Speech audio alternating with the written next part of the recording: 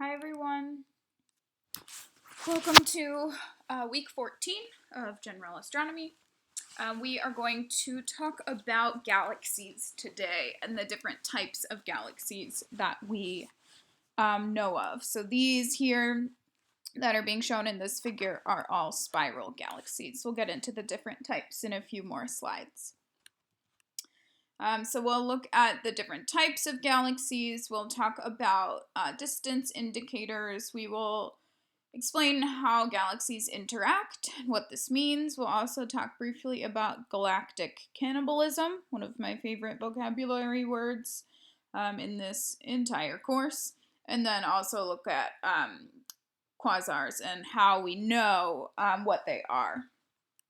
So let's start with the different types of galaxies. So we classify galaxies by their shape, and by their shape we mean the shape that we see them in the visible. So in the visible wavelengths, what does the galaxy look like? That is how we classify. So there are elliptical galaxies, spiral galaxies, and irregular galaxies. And then within those, there are more specifics and different classifications within each type, but we're just going to stick to knowing the main three. So let's go through them each. I have some examples. The first is elliptical galaxies. So elliptical galaxies are either elliptical or round, somewhere in between. There's no gas and dust in the visible, and there's really no hot or bright stars. And they're classified through a range of 0 to 7. So an E for elliptical, E0 is the most elliptic. E0 is the most round, and E7 are highly elliptical. So an E4, for example, would be somewhere in the middle.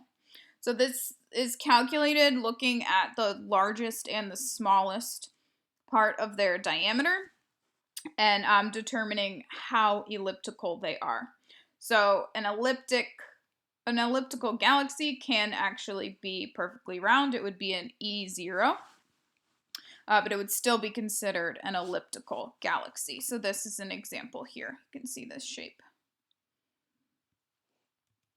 So spiral galaxies, these are my favorite. They have disks. So spiral galaxies always have a disk like ours does, and they have spiral arms. So these, unlike the elliptical galaxies, do contain dust and gas and hot bright stars. We know they have O and B stars, which are the largest and the brightest. So we know that new star formation is occurring in these galaxies. And we do categorize SA, SB, and SC. So S for spiral, and then there's A, B, and C.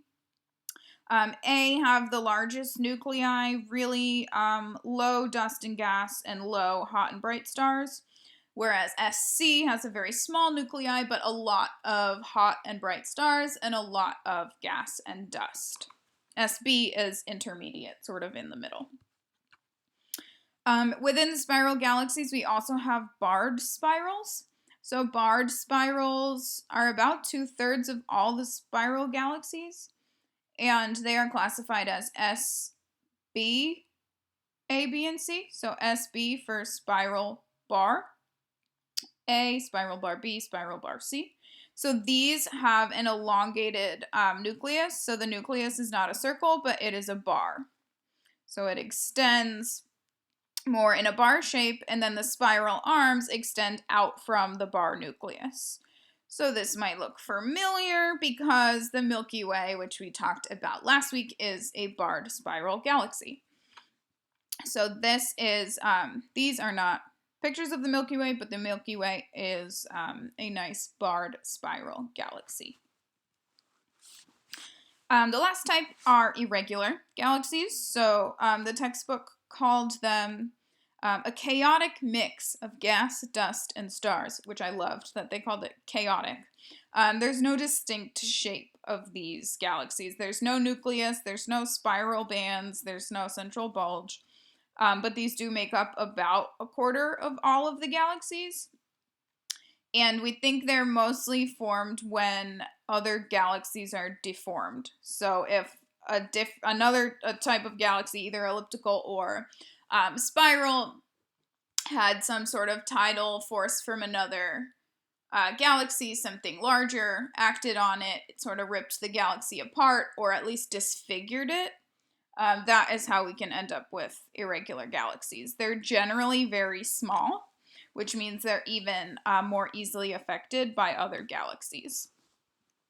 We'll talk about how galaxies interact towards the end of the lecture. So here is another picture just to remind you of the different types. So elliptical, you'll see that here we have round. Here we have very highly elliptical. Here's one in the middle, but they're all elliptical. Irregular, where there's really no shape. Spiral, and then the spiral bar, like the Milky Way. So how do we keep track of these galaxies? It's not an easy task. It's actually very, very, very difficult. Most galaxies are spiral galaxies, but spiral galaxies are also the easiest to see because they do have those hot, bright stars. They have clouds of ionized gas, which emit light, so we can see them. They're very bright. Small elliptical galaxies and irregular galaxies are also very common, but they are very hard to observe. So we actually think that elliptical galaxies are the most common in the universe, even though we see more spiral galaxies. So of what we've observed and counted, we've been able to identify more spiral galaxies. But that's because they are the easiest to find and observe. We do think that elliptical galaxies are the most common. So how many are there? There are thousands. The universe is absolutely filled with galaxies. This is a photo. This one's from the textbook. You can use long exposure shots of the sky to collect really dim light, so to actually take pictures of different galaxies. So this image here is about 1/30th the diameter of the moon on our celestial sphere. So remember, the celestial sphere, the moon is about half a degree. This is about 1/30th of that. And there's over 1,500 galaxies just in this tiny piece of our celestial sphere. So there are a lot of galaxies, and we don't know about all of them either. So there are even more than we have discovered and named. So once we find a galaxy, we can determine the distance. So that's kind of the first step is, where is it? How far away is it? So galaxies are so distant that there's actually a new unit of distance that we use when we talk about galaxies and the distance to different galaxies. It's a megaparsec. So a megaparsec is 1 million parsecs, which is 3.3 million light years, which is about 3 times 10 to the 19 kilometers. So 3 with 19 kilometers is a megaparsec. So it's pretty big. But we need a unit that large to talk about distances to different galaxies because the distances are huge.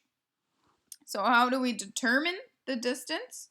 We use what astronomers call distance indicators.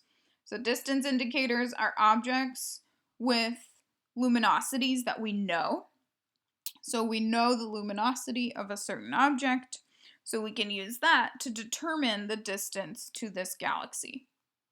So we know the luminosity of something, we see that in the galaxy, we can use that to determine the actual distance to that object and to that galaxy. So we assume that that object in that galaxy is going to have the same, we assume that the distance to that object is the distance to the galaxy.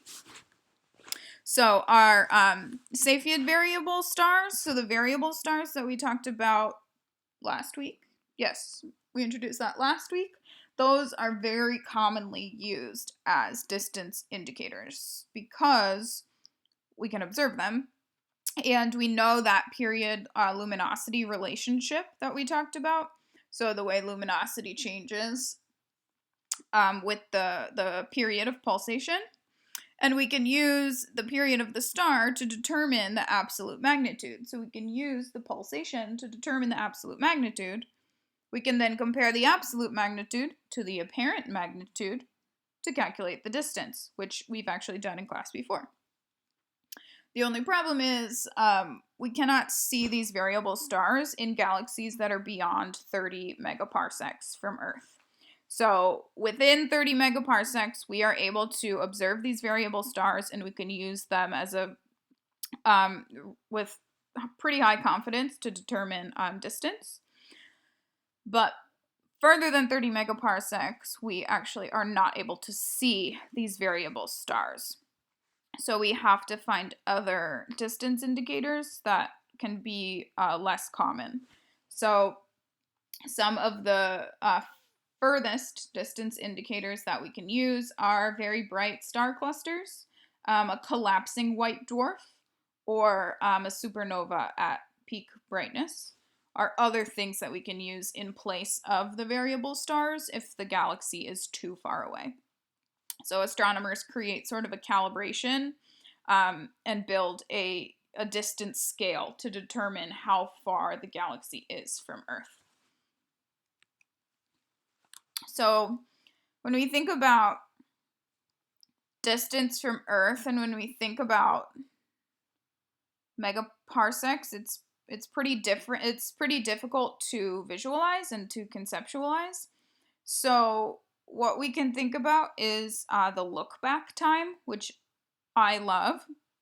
It's very, very cool. So when we're looking at something in the sky, we're actually looking at the past because the light that we see has taken time to travel to us. So by the time it actually reaches us at the surface of the Earth, let's say it's a star, the star itself has changed. So we are not seeing the live, up-to-date image of the star. We're seeing the light that was emitted and then traveled all the way to the Earth. And the star was changing as that light was traveling. So we call the look-back time the time in years that is equal to the distance in light years that the light traveled to reach Earth. So, for example, the moon, when we look at the moon, it's relatively close to us in terms of the universe. We're actually seeing a look-back time of 1/3 of a second. So when we see the moon's light takes 1/3 of a second to travel from the moon to us. So when we see the moon, we're actually seeing what the moon was emitting 1/3 of a second ago. So with the sun, it takes 8 minutes, or 7.9 minutes, for the sun's light to come to the Earth. So you might have heard that if the sun, it's not going to, but if the sun turns off, we wouldn't know for 8 minutes because the light would still be traveling towards us. We would still be seeing the light that was emitted before the sun shut off, which isn't a thing. That's because the look back time is 8 minutes. So when we think about galaxies, the Andromeda Galaxy, which is the closest spiral galaxy to us, the look back time is 2 million years. And the most distant galaxies that we know of, the look back time is 10 billion years. So when we are observing these distant galaxies, we are actually seeing what they looked like 10 billion years ago. That is pretty cool. So look back time is a way to think about distance that, for me anyway, is easier to conceptualize. Oh, sorry, this is something telling me that my computer's connected to UCI. Anyway, so look back time can be really helpful when trying to understand what we're actually talking about in terms of a crazy distance, like a megaparsec. So once we know the distance to a galaxy, we can determine the luminosity and also the size or the diameter of that galaxy. So we're not going to get into the math there for this class, but irregular galaxies are the smallest. So I mentioned that irregular galaxies are small, like 1 to 25% the size of the Milky Way, always smaller than our galaxy and relatively dim, so they have a low luminosity. Spiral galaxies are pretty medium sized, and elliptical galaxies actually have a huge range. So there can be giant ellipticals, there can also be small dwarf ellipticals. So small dwarf ellipticals could be only 1% the size of the Milky Way, whereas giant ellipticals can be 8, 9, 10 times the diameter of the Milky Way. So they can really range depending on the type of galaxy and the age of the galaxy. So most galaxies have what we call a supermassive black hole at the center. So we actually can use Doppler shifts to measure the orbits of stars within galaxies. So we can determine what, of course, is moving towards us and away from us using Doppler shifts. So what is a red shift and a blue shift? So we can actually measure the orbit of stars within these distant galaxies. And we find that stars very close to galactic centers are orbiting very, very rapidly. And the centers of these galaxies contain at least millions and probably billions of solar masses all in the center. These we call supermassive black holes. So they are huge black holes at the center of these galaxies. So they form as the galaxy forms or as mass is accumulating sort of over billions of years as matter is sinking towards the center of the galaxy. These black holes are getting stronger and stronger. So this picture here is called the Sombrero Galaxy. It's about 29 million light years away. And this is a combination image of X-ray, visual, and IR, infrared. So the blue that you're seeing is the X-ray, very, very, very hot gas. The green color in the disk part is showing main sequence stars. That's in the visual. And then the orange is in the infrared, so the outer part of the disk is showing new star formation and ISM. So you can see the very, very, very, very hot X-ray gas, very hot gas in the X-ray there in the center. So galaxies cluster similar to the way that stars do. A single by itself galaxy would be really, really uncommon. Very rare to have an isolated galaxy. Almost all of them are in clusters. And we talk about clusters in terms of rich clusters or poor clusters. So rich clusters are clusters that have more than 1,000 galaxies within them. They're usually all elliptical and they're really close together. It's crowded. Poor galaxies have less than 1,000 galaxies. They're usually more spread out and mostly spiral galaxies. So our galaxy, the Milky Way, excuse me, is a member of a poor galaxy cluster. Our local group, so our galaxy cluster is called the local group. The local group is about 40 galaxies, and we are actually located right in the center. So here's us. We are almost right in the center. So here is the Andromeda Galaxy that I referred to before, which we are actually slowly moving closer and closer together, our galaxy and the Andromeda Galaxy. So, do galaxies interact? So they're in these local clusters. Sometimes they're crowded, sometimes they're more spread out. Can they interact? Yes, and it happens all the time. So the average distance between two galaxies is about 20 times their diameter. So the average distance, if it was maybe you were standing in our classroom with the same number of people in our class, but we were all evenly spread out,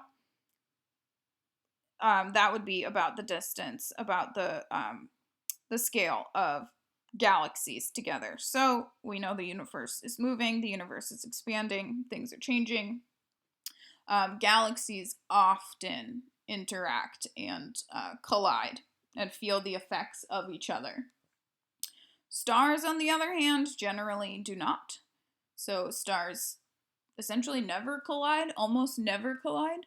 The distance between, the average distance between two stars is about 10 to the 7 times their diameter. So that's huge. Stars pretty much never collide. Galaxies do. So what I mean by that is the other stuff in the galaxies. So the clouds of gas, also the magnetic fields, they collide. They have a tidal effect on each other. So the way that the moon and the sun has a tidal effect on the Earth, galaxies have a tidal effect on each other.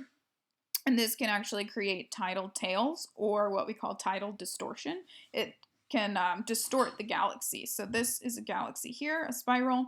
Here is something of large mass. And we have some of the mass of the galaxy actually being pulled towards this other object, whatever this large star is. So we can create these tidal tails that shoot out towards another object of high mass that is causing that tidal effect. It can distort galaxies. It can also destroy galaxies. So if it's a smaller galaxy and it comes close to something quite large, something significantly larger than it, the tidal effect can be so strong that it can be destroyed. So this is one of the ways that irregular galaxies are formed, is when other galaxies are distorted by tidal forces of things nearby. So we think that barred spiral galaxies are probably the result of tidal interactions. So we have our spiral galaxies, and then we have the barred spiral galaxies, which are almost elongated. So it's like a spiral galaxy, but with an elongated nucleus. We think this is because of tidal interactions with other galaxies nearby. The bars are not stable. That's not a stable shape and would be thought to eventually dissipate. So all computer models show that they should dissipate. But we think that, or astronomers think that, it's the tidal interactions with galaxies nearby that actually cause and also keep up the bar shape of the barred spiral galaxies. So causes the bar shape to begin with, and then also regenerates or keeps it in place. So keeps that bar shape in place is the tidal pull of other galaxies nearby. So my favorite vocab word of the entire semester is galactic cannibalism. And this is when two galaxies combine into one. So this is when two galaxies actually completely merge and everything within both of them begins to spiral around the center of mass that is now shared. So the shared center of mass between these galaxies, it becomes one center of mass, and everything revolves around or spirals around the new center of mass. So halos, so if you remember the different parts of the Milky Way, our halo is thought to be the remains of smaller galaxies. So the Milky Way has been a cannibal and has eaten other smaller galaxies, and that is where that spherical shape of the halo comes from. So our halo is bits of smaller galaxies that have been destroyed and distorted and are now part of the Milky Way. So in about 5 billion years, we will actually merge with the Andromeda galaxy. So our galaxy will be sort of ripped apart from how it is, and we will become one larger galaxy with the Andromeda Galaxy. So spiral galaxies, I have a video, I think, on the next slide to show you what it actually looks like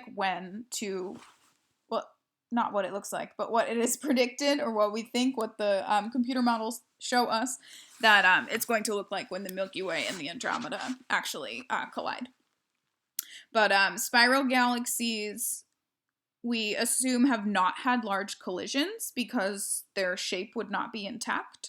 So for example, they might have incorporated smaller galaxies the way that we have into a sort of halo, but spiral galaxies would not come from the collision of a large collision. The spiral shape wouldn't remain. Elliptical galaxies, however, generally are. So when we have elliptical galaxies that are quite large, we generally think they are the product of collision. And there actually are such thing as elliptical galaxies that have two nuclei.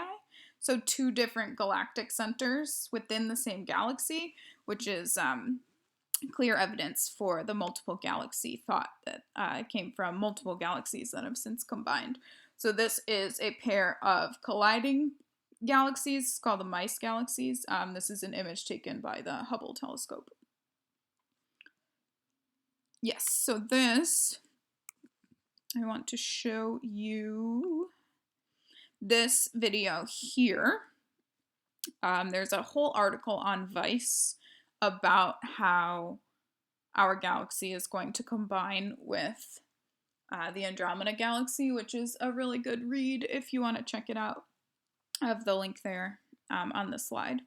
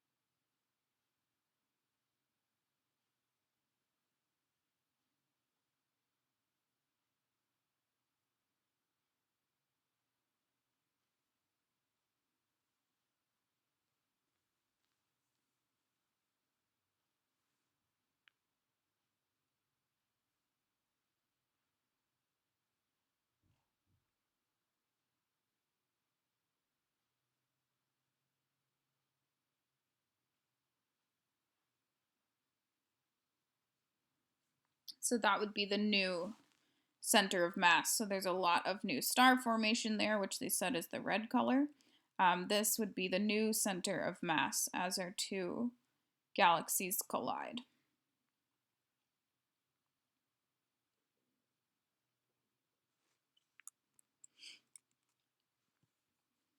So I like that that shows really well the scale. So it's not something that is going to happen right away. It's also not going to be a quick collision. It's not something where they combine and boom, we have a new galaxy. There's going to be a lot. It's going to be a huge mess, really, as these two galaxies collide. So it will collide. Our nuclei will eventually become one. We'll have one center of mass, and then everything will be spiraling around that one center of mass. Or almost anything. Almost everything, I mean. Here's an example. This is the Whirlpool galaxy. So this is two different disk galaxies. So they're both spiral that have passed very close to each other, but they have not collided. So they're very, very close together. And they've passed by each other a couple of times, but they have not collided. So the small galaxy Right now, actually passed behind the bigger one. But the tidal forces are deforming the galaxies and creating spiral arms that actually like reach towards each other. So the upper arm of this guy, the bigger galaxy, actually passes in front of the smaller one. So it looks to us like they have collided. However, this smaller one is actually far behind, so it's further from the Earth than the front one is. But it is making the spiral arms actually of both galaxies, which we can't see so much the smaller one, but the spiral arm of the bigger one anyway, making them very, very pronounced and elongated towards each other. So they are interacting. There's a clear tidal force between these galaxies, but they have not actually collided. If they do collide, collisions are really common, and they are a big trigger of star formation. So like we saw in the video of what we think our galaxy collision will look like, there was a lot of that red color towards the end in the center where the video said red means new star formation. The collision of galaxies can trigger massive star formation because that gas cloud is compressed. So often during collision, the cloud of gas will be compressed and compressed enough to cause star formation. So it can act like that shock wave, which starts our star formation. A lot of the stars that do exist in either galaxy will be destroyed, so they'll crash into black holes, or black holes will be merging and they will crash into that.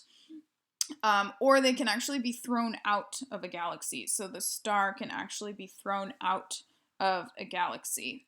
During collision, the structure of the galaxy is always altered, so like I was saying, spiral galaxies we know are not have not had large collisions because we know the structure of the spiral would not stay in place. Elliptical galaxies, especially the large one, we know are often evidence of collision of large galaxies because other structures would not be able to stand the collision. The shape would be too distorted and altered.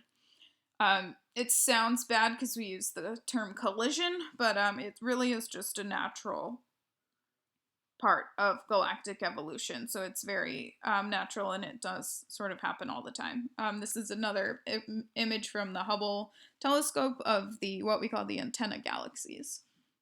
So they are colliding. Here's one center, and here's another center, and they are colliding now.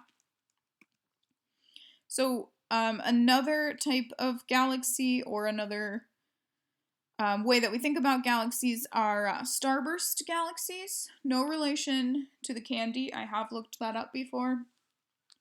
But bursts of star formation can be caused. So like I said, galaxy collision can cause star formation and trigger massive amount of star formation. When there is a huge burst of star formation because of a recent collision, we call it a starburst galaxy. So we would know of a starburst galaxy because the heat and the dust, as everything is colliding and as these new stars are forming, is going to radiate energy in the IR. So in infrared, we will see, so this is an image shown here. This one's from the textbook. In the infrared, we would see a huge amount of star formation and a really bright burst of new stars. So this usually happens by recent full collision. It can also be triggered by strong tidal forces between galaxies, but for the most part, it is due to when two galaxies do collide. So as a starburst galaxy, which is experiencing rapid star formation, as it uses up the remaining gas and the dust, so they run out of fuel, we think they probably just become normal elliptical galaxies. or they end up merging with other galaxies nearby. So these galaxies we separate because they are producing a huge amount of stars, but it doesn't last forever, as the gas and the dust that are available from the new collision, as it's all used up, they just become regular elliptical galaxies. We're pretty sure, anyway. This is a NASA image here showing the starburst in the infrared in the center. So quasars, these are really interesting. Quasi-stellar objects. So they were discovered and determined to be very, very bright, but very far away. So the luminosity is between 10 and 1,000 times that of a large galaxy. And the brightness actually fluctuates. But the brightness fluctuates over only a few hours, in our term, hours. So the brightness fluctuates very rapidly, which means they must be very small.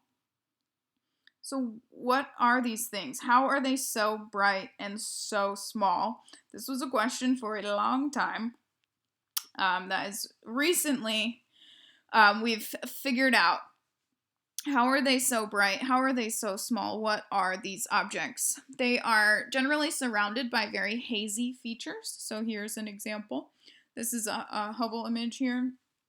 Surrounded by hazy features, but they have the spectra of normal galaxies. So the spectra that you'd expect from a galaxy. It's determined that they are located in galaxies and what we call active galaxies, which I'll get to. And some of them actually have jets. So some of them are ejecting jets from the top and the bottom, or from the two sides. So evidence has suggested, and what it's been determined, is that they're actually active cores of very, very, very distant galaxies. So they're the most extremely active nuclei in the universe. And we can actually observe them. They are tiny. They're in terms of the universe, they're quite small. They are incredibly bright, and they are located in these galaxies. So it's been determined that they actually are the core of certain galaxies, which we consider to be active.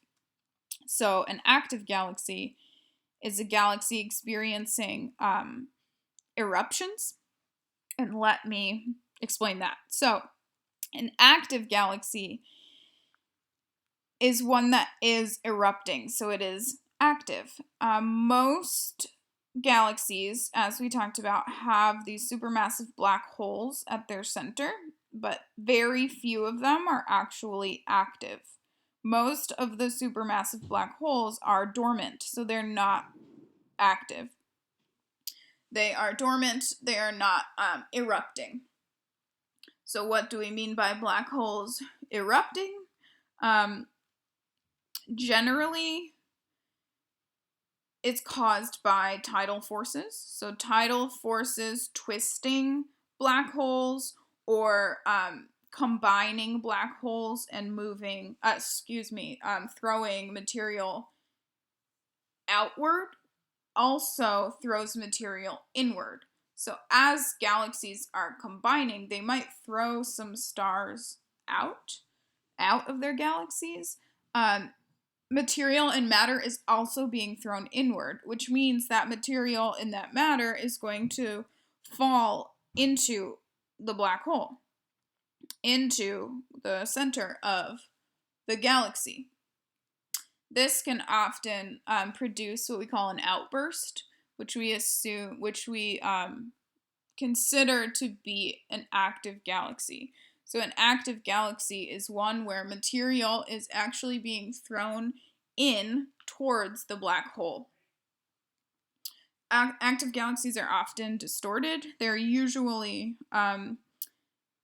there has to be something going on for additional material to be thrown into the black hole.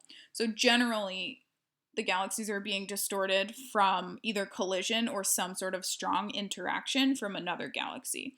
So sometimes it's that they're being twisted, and sometimes it's that they're being pulled. Sometimes they are just fully colliding with other galaxies nearby. So this is from the textbook. This is an artist's idea of what's happening. So here is a star. Here, this yellow. This is the black hole. Of course, it's black. We cannot see it. The star moves towards the black hole, and it starts to get torn apart. So the tidal forces, the gravitational forces of the black hole are actually ripping the star apart as it is moving towards the black hole. Most of the star is going to be sent away. It's going to be destroyed. The material is actually going to be flung outwards. But some of it, a very small percentage, will actually fall in towards the black hole, and it will create what we call an accretion disk, as we know, around that black hole. So this accretion disk is what we will be able to see. It will be emitting light. That is an active galaxy where something is falling in towards the black hole. That very, very hot X-ray emission, which is here shown in blue, is what we consider the eruption, because it's something that we can see around the black hole. So this is not something that's there constantly. This would be as the star is moving towards the black hole, we have this accretion disk forming. It's not there the whole time. So it's like an eruption, just slowly. And then the last thing for today is to think about galaxies through time. So our universe began about 13.8 billion years ago, and it has been expanding ever since. So we're going to get into more of the Big Bang and galaxy expansion next week. But if we just think in terms of galaxies, for the first few million years, clouds of gas formed, stars started to form, clouds of stars began to form. These clouds of stars eventually became the galactic bulges, so the centers of future galaxies. But when the universe was younger, it was smaller, so it has been expanding since it began. So when it was younger, it was smaller. It hadn't expanded quite enough yet. And the galaxies were actually closer together. So collisions were a lot more common. Because the universe was smaller, there were a lot of small galaxies. There were a lot of collisions. So quasars are usually seen when galaxies are colliding. So we would expect to have more of them at the start of our universe, like we have here on this graph. So the universe begins. After a few million years, we have plenty of gas, clouds, stars. We have the first generation of galaxies forming. The number of quasars we have would be huge, because all of this stuff is so close together. The universe has not expanded very much yet. So the number of quasars would be huge because there are so many collisions at this time in the beginning of the universe. As the universe ages, as the universe expands and gets bigger, things move apart. So things are separating. The galaxies are being moved apart as time goes on. So the number of quasars, which means the number of galaxy collisions, actually decreases to more of the rate that we have now. So we would have expected to have a significantly more galaxy collisions way back when our universe was smaller than we do now. And as the universe continues expanding, we expect the number of collisions to continue to decrease. So that is all that I have for you for this week. Good luck with the assignments, with the homework. Feel free to post in the discussion with questions or shoot me an email. Remember, I will be on Zoom for office hours Monday and Wednesday mornings at 9. And the link is the Zoom Meeting number is on Canvas on the syllabus page. And next week we're going to get into the Big Bang and expansion of the universe. So extending off of what we just started to talk about at the end of today.